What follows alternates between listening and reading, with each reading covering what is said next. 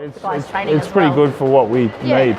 And we've never been a big sort of gym. We're always very small. So, and we're more like a family type thing. Yeah. That's what our gym means in Thai. It means family anyway. Yeah. So we just keep it tight knit and small, you know. So nice. it's worked for us. Yeah, that's good. For the amount of time that we've been doing it. Yep. Yeah, so. That's cool. I think do you need to?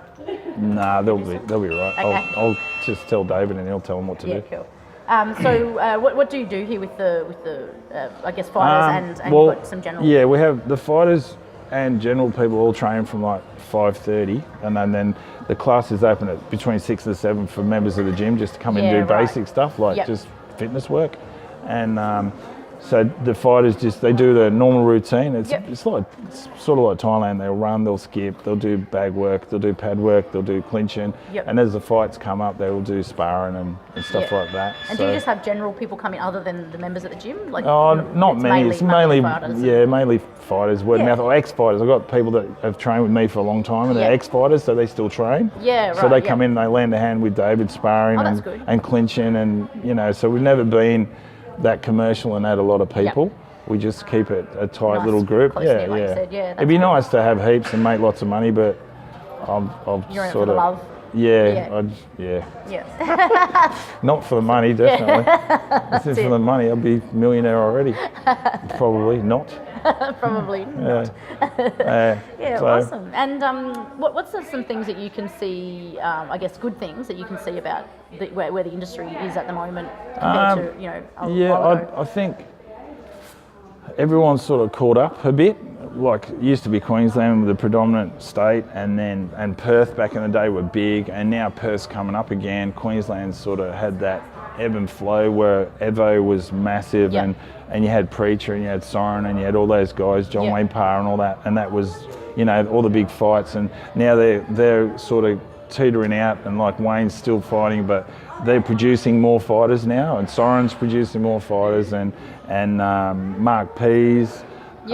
All the boys up there, Nathan and that, have started training people. So all the older trainers, fighters, are bringing in a new generation. Like Darren Reese has got a lot of fighters. You got Blurmore at the pit with all his guys. So it's like an evolution of all the fighters are starting to produce their own fighters, just like mine who have left and started training people. Aaron, who left and was a trainer at Corporate Box and had his fighters. So you're sort of seeing the new breed coming through, so which is good. And I just saw today that I think Australia were the third ranked team in the amateur games in Thailand. I think they won the third. Oh, at the IFMA? I think they were third. So, besides, I think it was Thailand, then I think was it Russia? Something like that, be Russia or someone. I think that was the second year we've won. So what is it called? The team spirit. Kind of things, so it's really good because it's really the whole world. It's good. So it's a lot more shows, a lot more professionally run shows. You got the Sime to Sydney. You got all the shows in Queensland now that they used to have. You got Rebellion in Melbourne. You've got Domination, you've got Epic, you've got Knees of Fury. So when I was competing or back when my fighters were, there wasn't as many shows like that. Yeah. So when you were fighting, where would you have to go to fight?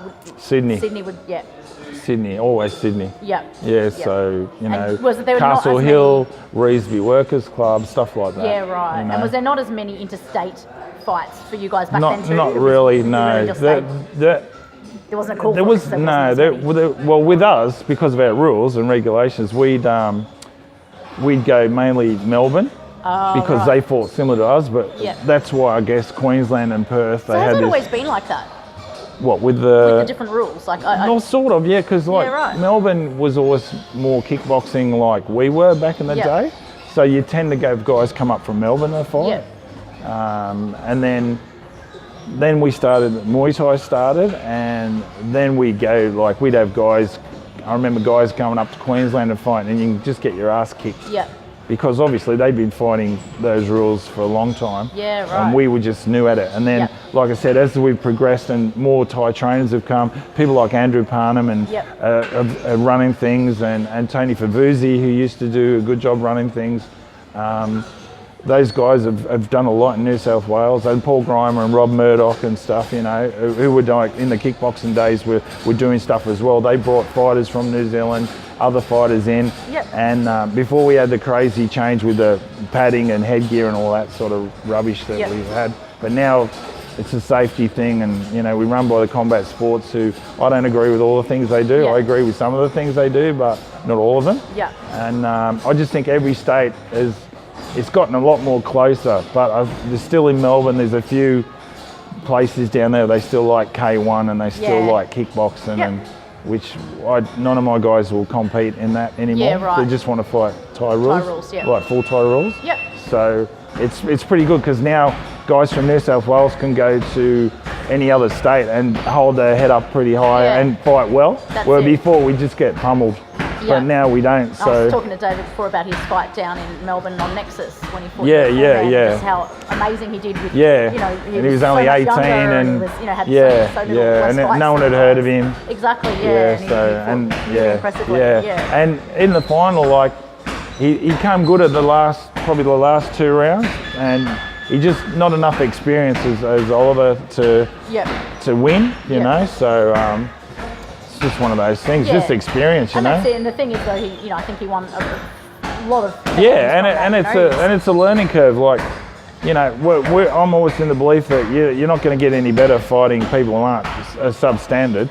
So if you can fight someone as good as you or better, so that's what we tried to do. Like he's fought Lyndon, and he's fought over in Perth when he won his Australian title.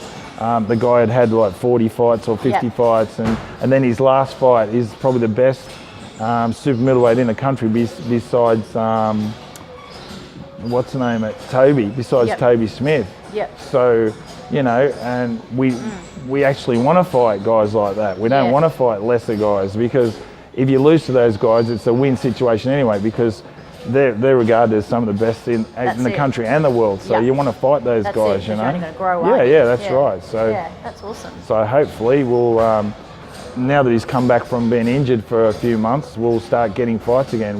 He's got one coming up in 3 weeks, and then we're off to Thailand, and hopefully he'll have 2 if he's there for a month, we hope.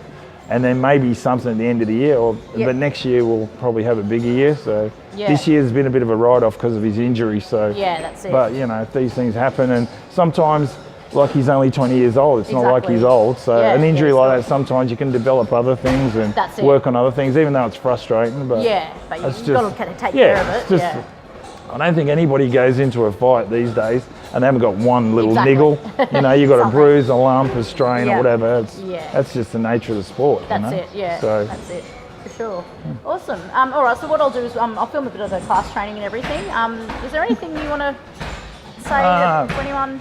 No, just hi to all my friends around the country, like Darren, Soren, all the guys, Shitty, all the guys in Queensland, Brian Murphy. The Murph. Yeah, the Murph. All the guys I know, Paul Grimer, all those guys in Sydney. Paul tomorrow as well. He's a good guy, nice guy, and it's just I just think that. I've been doing this a long time, and I've met a lot of people, and I've got a lot of friends through Muay Thai and all around the world, not just in Australia. So it's really good. It's a big part of my life. That's it. So and I hope it's going to be a bit longer part as well. Oh, that's awesome. But it's good to still be helping out, contributing, and having guys fight. You know. I'd like more. I'd like more, but I just wanted to tell other people, because I didn't know this, about what you used to do at Evolution.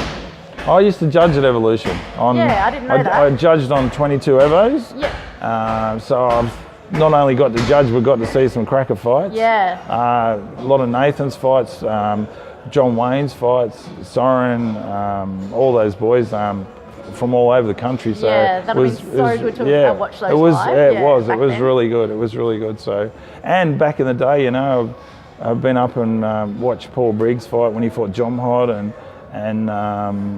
you know, when Nugget used to fight, who else? Just Nathan Briggs, Stan Longanidis when he fought Dennis Alexio, even though it didn't go very long, I was there for that. And and I helped corner Paul when he fought Padua down in Melbourne, when Padua knocked Paul out. And Yeah, I've been lucky enough. One of my boys fought on an undercard of Raman Decker in Melbourne, so that was a good experience. Yeah. We shared the change room, and so I've been lucky. I've seen lots of good fights. That's awesome. Yeah. In Thailand as well, seen lots of good fights. Trained with Sanchai, and I was with him for 2 weeks, just me, him, and a guy from Brazil, I think it was, or South America somewhere, and we just trained with him one-on-one for 2 weeks. It was great. Awesome. At 13 coins, it was great. Yeah. Got flogged, but it was great. But make some really good friends, and now we go over every year and train at One Tip Gym in Bangkok with Rob Cox, and he's been really good with us. He's helped our guys out, get us fights. I've had boys, so we're going again this year, so hopefully David will fight on Max again. Yeah, nice. And whatever we can get. So they're like family to us. We've been going over there for about 8 or 9 years now. Yeah, wow. Yeah, so it's good because you watch all the little ones grow up, and they all know you, and it's like catching up with family. So it's good. Oh, that's nice. How Cooking's great. Yeah. It is. I wish I could just eat Thai all day, every day. It's great. That fly is trying to eat me. Yeah, it's a pretty big one too. Do I smell? No. Awesome. Yeah, well, that's really cool. So, really good to catch up with you. Yeah, you too. Yeah, we'll do a little bit of video around the gym, just see what the guys on the pad. So we've got Kimmy and David on the pad. So, I'll film a little bit of that. Oh, no, it's still going. It's all right. I thought it stopped. Yeah, no, it's all right. Yeah, that'll be good. Cool. All right, cool.